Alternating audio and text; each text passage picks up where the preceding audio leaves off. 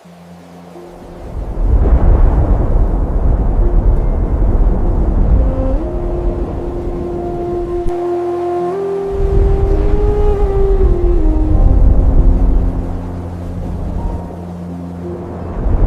धीरे समय बदल रहा था। सतयुग की पवित्रता अब स्मृति बनती जा रही थी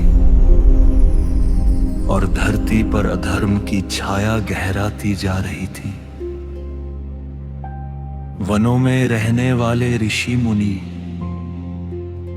अपने यज्ञ पूरे नहीं कर पा रहे थे। जब भी वे अग्नि प्रज्वलित करते, राक्षस आकर उसे अपवित्र कर देते। निर्दोषों की चीखें आकाश तक पहुंचती, पर सहायता कहीं से नहीं मिलती। राजाओं में स्वार्थ बढ़ रहा था, बलवान कमजोरों को दबा रहे थे, सत्य को झूठ से ढका जा रहा था। धरती जो सबको धारण करती है,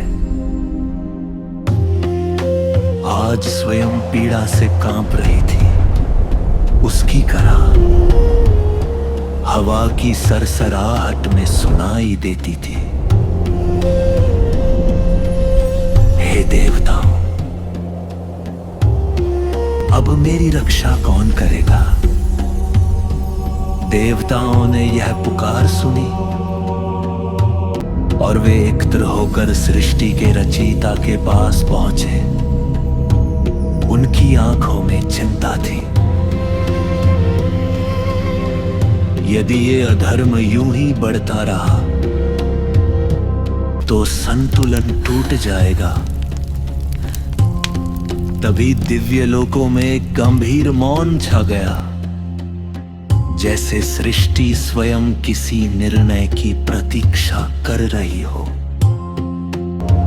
दूर क्षीर सागर की शांति में एक दिव्य प्रकाश लहराया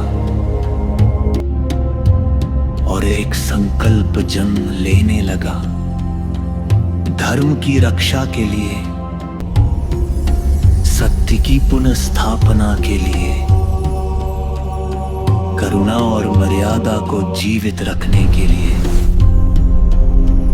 अब समय आ चुका था। समय जब ईश्वर स्वयं मानव रूप में पृथ्वी पर उतरेंगे, ये कोई साधारण जन्म नहीं होगा।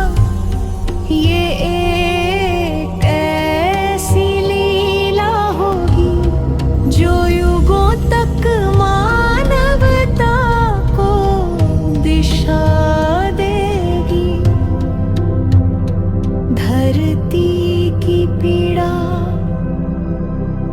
अब आशा में बदलने वाली थी। अधर्म चाहे कितना भी प्रबल क्यों न हो, सत्य का प्रकाश उसे मिटा देता है और उसी प्रकाश के आगमन की तैयारी अब प्रारंभ हो चुकी थी। अयोध्या नगरी में